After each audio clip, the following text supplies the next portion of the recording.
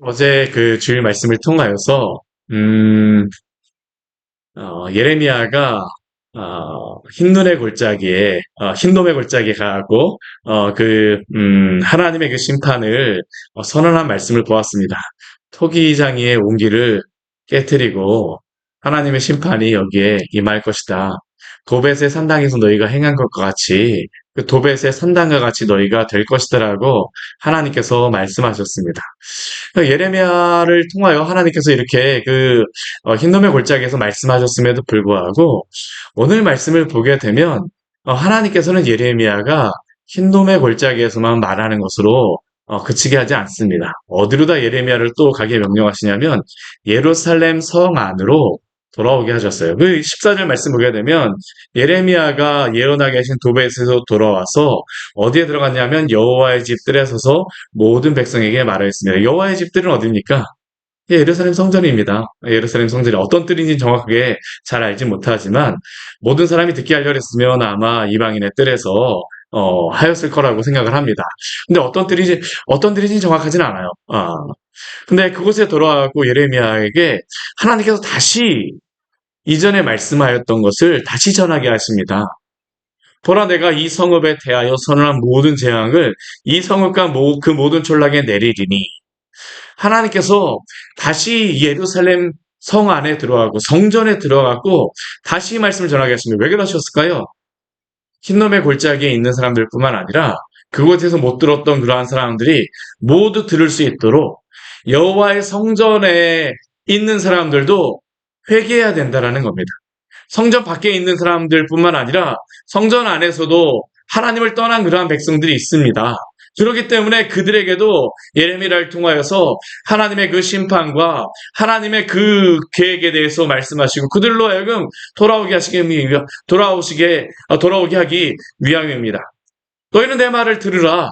그러면 이스라엘 백성들이 행해야 될 것은 무엇입니까? 그 말을 듣는 것입니다. 적어도 예루살렘 성전 안에 있는 사람이라 그러면 그 말을 들으면 참 좋을 텐데. 오늘 15절 뒤에 말씀에 보면 뭐라고 나와 있습니까? 이는 그들의 목을 곧게 하여 내 말을 듣지 아니함이라.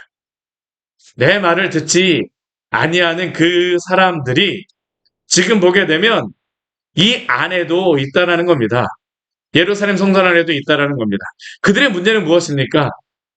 하나님의 말씀을 듣지 않는다라는 게 문제입니다. 하나님이 말씀하지 않으시는 게 문제가 아니고요. 그들이 말을 듣지 않는 게 문제입니다. 끝까지 그들의 목을 곧게 하여서 하나님의 말씀을 듣지 않습니다. 오늘날에도 가장 문제는 무엇입니까? 하나님의 말씀을 듣지 않아서가 문제가 아닙니다, 사실은. 오늘날 이 시대에 얼마나 많이 우리가 마음만 쓰려고 하면 하나님의 말씀을 들을 수 있습니까? 그렇죠? 인터넷을 통화해서도 들을 수 있고 저도 저희 교회 설교를 인터넷에 올려놓고 유튜브에 올려놓기 때문에 들으려고 하면 들을 수 있습니다. 다른 교회 목사님의 설교도 들을 수 있습니다. 어디 그뿐입니까? 예전에는 이 성경책 한 권을 구하는 것이 너무나도 힘들었습니다. 이 시대만 해도 양피지에다 기록을 하였었기 때문에 성경 한 권을 구약 성경 전체를 가는 게 아니고 그냥 성경의 한 부분만 갖는 겁니다. 한 부분만 갖는 겁니다. 뭐 창세기 하나만 해도 어떻게 할까요? 그거 기록하려면 만만치 않았을 겁니다. 이 성경을 갖는다라고 하면 엄청납니다. 근데 오늘날 어떻습니까? 마음만 먹으면 성경을 마음대로 구입할 수 있죠. 어디 그뿐입니까? 핸드폰, 성경 마음대로 볼 수 있습니다. 문제는 성경을 볼 수 없는 것이 아니라 말씀을 들을 수 없는 것이 아니라 우리가 그 말씀에 대하여서 귀를 기울이지 않는 게 문제죠. 아무리 말씀을 들어도 듣지 않습니다. 왜 그렇습니까? 목이 곡기 때문이라고 말씀합니다. 교만하기 때문에. 하나님은 분명히 그 뜻을 돌이키겠다라고 말씀하심에도 불구하고 이스라엘 백성들이 말을 듣지 않는 것입니다. 오늘 우리에게도 이 말씀을 하시는 것이 아닙니까? 겸손하여서 주의 말씀을 들으라. 오늘 우리에게도 주시는 말씀인 줄 믿습니다. 참 그런데 안타까운 게 뭐냐면 예레미야가 이렇게 하나님의 말씀을 전하게 되면 이스라엘 이 백성들, 특히 예루살렘 성전 안에 있던 그 사람들은 하나님의 말씀을 잘 듣는 그러한 사람이 있으면 좋아요. 적어도 누구라도 들어야 되겠습니까? 가장 위에 있는 사람이라도 들으면 참 좋을 텐데요. 오늘 말씀을 보게 되면 1절 말씀을 보게 되면 임멜의 아들 제사장 바술이 나옵니다. 바술. 이 바술은 어떠한 사람이냐 하면 여호와의 성전의 총감독이라고 말씀하고 있습니다. 대제사장이라고 나오지 않기 때문에 뭐 명확하게 이 직책이 무엇인지 모르지만 여호와의 성전을 전체적으로 다 관리하고 감독하는 사람이 바로 이 바술이라고 하는 그런 제사장이었던 것 같습니다. 근데 그가 예레미야가 전하는 이 말을 들었습니다. 근데 이 말을 듣고 바술이 어떻게 할까요? 회개할까요? 그렇지 않습니다. 우리 뒤에 2절 말씀해 보게 되면 바술이 선지자 예레미야를 때리고 여호와의 성전에 있는 베냐민문 위층에 목에 씌우는 나무고랑으로 채워 두었더니 저희 이게 뭐 어떻게 생긴 그 형벌 도구인지 모르겠지만 우리나라 예전에 뭐 조선시대 보게 되면 이 뭐 칼이라 그래갖고 목에다 이렇게 딱 걸어놓는 그것과 같은 것 같아요. 목에다 딱 채워놔갖고 옴짝달싹하지 못하게 때리고 이 목에 채우는 그 고랑으로 채워두었더니 이 얼마나 아, 힘들었을까요, 예레미야? 우리가 이러한 말씀을 볼 때에 한 가지 기억할 것은 무엇이냐면 하나님의 말씀을 듣기 때문에 하나님의 말씀을 전하기 때문에 당하는 고난이 있습니다. 오히려 우리가 하나님의 말씀대로 살아가게 되면 세상의 사람들이 우리를 다 이해해 준다라고 기대하지 마십시오. 세상의 사람들이 뭐 환영하고 그 말에 대해서 우리가 주님을 믿어야 되겠습니다. 회개하고 돌아올 거라고 기대하지 마십시오. 오히려 이러한 일을 당하기가 쉽상이죠. 성전의 총감독조차 예레미야를 이해하지 못합니다. 하나님의 말씀을 전하지 않기 때문에 그가 이러한 고난을 예레미야가 당하는 것입니까? 아닙니다. 하나님의 말씀을 전하기 때문에 당하는 고난이죠. 그럼에도 불구하고 하나님의 그러한 사람은, 하나님의 말씀을 전하는 사람은 어떻게 됩니까? 하나님의 말씀을 전해야 됩니다. 왜냐하면 이것이 하나님이 주신 사명이기 때문입니다. 하나님이 주신 사명을 누가 맡겠습니까? 아무도 막을 수 없습니다. 바술이 지금 이렇게 그 예레미야의 입을 막으려고 이렇게 한다 할지라도 예레미야의 입은 막을 수 있을지 모르겠지만 하나님의 말씀을 막을 수 있을까요? 막을 수 없습니다. 분명하죠. 우리가 누구를 두려워해야 되는가? 누구를 따라야 되는가? 아무리 사람이 막으려고 한다 할지라도 하나님의 말씀을 막을 수가 없어요. 예레미야도 그렇습니다. 나는 어린아이라 하나님 앞에서 무엇을 말해야 될지 모르겠습니다라고 말하였던 그 예레미야는 이제 어떤 사람이 되었냐면 용맹한 자가 되었습니다. 어찌 보면 저는 사자와 같은 그러한 사람이 되었다라고 이야기합니다. 그 다음 날이었습니다. 바술이 예레미야를 목에 씌우는 그 나무고랑에서 풀어주자마자 예레미야가 그냥 고맙다고 하고 나서 돌아가면 될 법한데 예레미야가 이 바술에 대해서 무엇이라고 이야기합니까? 바술의 이름을 바꿔줍니다. 뭐로 바꿔주냐면 마골 mit사빕이라고 바꾸어주고 있습니다. 이 마골 mit사빕이 어떤 의미냐면 마골이라고 하는 게 이게 사방, 온 둘레라는 그런 의미고요. 사비부그라고 하는 단어가 둘러싸다라는 그런 의미입니다. 그러니까 사방이 둘러싸인, 그 마골이라는 게 이게 두려움이라는 의미입니다. 그러니까 이 사방이 둘러싸인 두려움이라는 게 바로 이 마골 mit사빕이라고 하는 그러한 그 의미입니다. 근데 바술이라고 하는 단어의 의미가 무엇인지 아십니까? 그냥 자유라는 그러한 뜻입니다. 이게 의미심장하죠. 자유라고 하는 그러한 이름을 가졌던 바술이 두려움에 둘러싸이는 자가 되었습니다. 왜 그럴까요?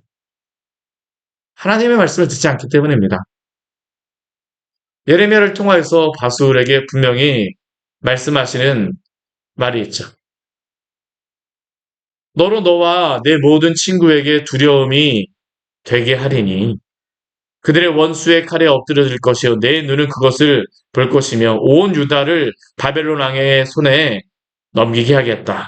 그리고 그들을 사로잡아서 바벨론에 옮겨 칼에 죽이게 하겠다. 그뿐이 아닙니다. 5절 말씀에 보면 어떠한 일을 하나님께서 하시겠다고 말씀하시니까 이 성읍의 모든 부와 모든 소득과 그 모든 귀정군과 유다 왕들의 모든 보물을 그 원수의 손에 넘기게 하겠다라고 하나님께서 말씀하시죠. 바술조차도 어떻게 하리라고 말씀하십니까? 바술과 그 집에 모두 포로가 되어서 옮겨지고 바벨론에서 죽어 거기 묻힐 것이더라고 말씀하십니다. 바술이 예레미야를 왜 붙잡아서 그 감옥에 가두었습니까? 예레미야의 입을 막기 위하여서입니다. 바술은 예레미야의 입만 막으면 아무런 문제가 없을 것이라고 생각했습니다. 내 귀에만 이 소리가 안 들리게 되면, 이 소리에서만 해방되게 되면 나는 자유로울 거야. 하나님의 말씀만 안 듣게 되면 나는 자유로울 거야. 그런데 이 말씀을 듣지 않는 게 문제가 아닙니다.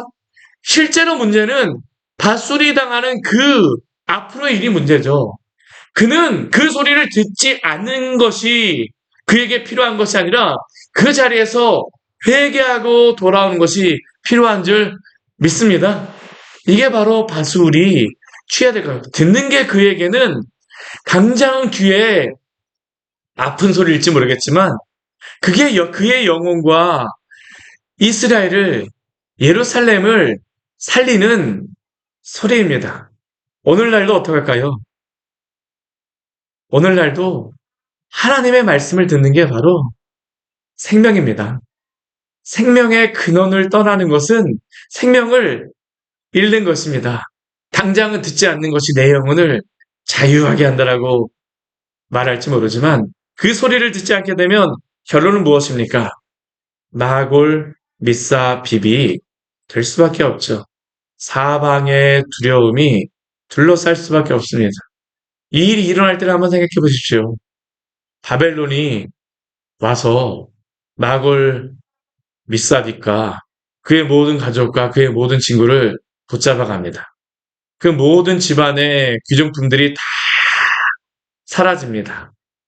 포로로 붙잡혀갈 때 그는 어떠한 마음일까요? 사방에 두려움이 있을 수밖에 없죠. 이유는 무엇입니까? 생명의 근원 되시는 하나님을 버렸기 때문입니다. 이 바술 같은 경우에는 우리 6절 뒤에 말씀해 보게 되면 너의 거짓 예언을 들으니라고 이야기합니다. 뒤에 너의 거짓 예언을 들은. 그럼 이 바술이라고 하는 사람은 어떠한 사람이었을까요? 거짓 선지자 중에 하나였다라고 생각할 수 있습니다. 바술은 무엇을 사람들에게 이야기했겠습니까? 평안할 것이다. 예레미야의 입을 닫아버리고 선지자라고 불렸던 바술이 나가서 당신들은 평안할 것입니다. 평안할 것입니다. 평안할 것입니다. 라고 말하지만 그러나 평안하다라고 외치는 소리가 평안을 주지 않습니다. 진정한 평안은 어디서부터 올까요? 주께로 돌아올 때에 그 평안이 임하는 줄 믿습니다. 오늘날 이 시대에도 우리가 전해야 될 소리가 바로 이것이죠. 예수님 믿으십시오. 예수님 믿으십시오. 우리는 그 소리를 전해야 됩니다. 그리고 그들이 언제까지 우리가 또 이 소리를, 이 주님의 복음을 전해야 될까요? 회개하고 돌아올 때까지. 주님을 믿을 때까지. 주님을 믿는다라고 하는 것은 죄로부터 떠나는 것을 항상 의미합니다. 회개와 믿음은 결코 나누어진 게 아닙니다. 믿음의 한 면은 회개가 있습니다. 회개의 다른 면은 믿음입니다. 믿음이라고 하는 것은 나의 모든 것을 버리고 그 하나님께로 돌아서는 것이죠. 주 예수 그리스도가 나의 주인이 되어지는 것입니다. 바술이라고 하는 사람이 하나님을 모르는 것은 아닙니다. 문제는 무엇입니까? 예루살렘의 문제는 무엇입니까? 목을 꼿꼿하게 하여서 회개하고 돌아서지 않는 것이죠. 지식으로는 다 알고 있을지 모르겠습니다. 그러나 회개하고 돌아오지 않는 그들을 향하여서 오늘도 하나님께서 예레미야를 통해서 말씀하시는 것입니다. 회개하고 돌아오게 되면 하나님이 이렇게 말씀하셨지만 용서하지 않으실까요? 용서하십니다. 문제는 무엇일까요? 이들이 돌이키지 않는 것이죠. 오늘도 우리에게 주시는 말씀인 줄 알고 이 세상을 향하여서 듣지 않는다라고 해서 우리가 포기하면 안 됩니다. 우리에게 이 말씀을 주셨기 때문에 예레미야와 같이 이 사명들 잘 감당하시기를 바랍니다. 선한 일을 위하여서 박해를 당할 수 있지만 그러나 주님께서 주시는 그러한 선한 또 일인 그 은혜인 줄 알고 또 담대함으로 오늘 하루 살아가시기를 축원합니다. 같이 기도하도록 하겠습니다.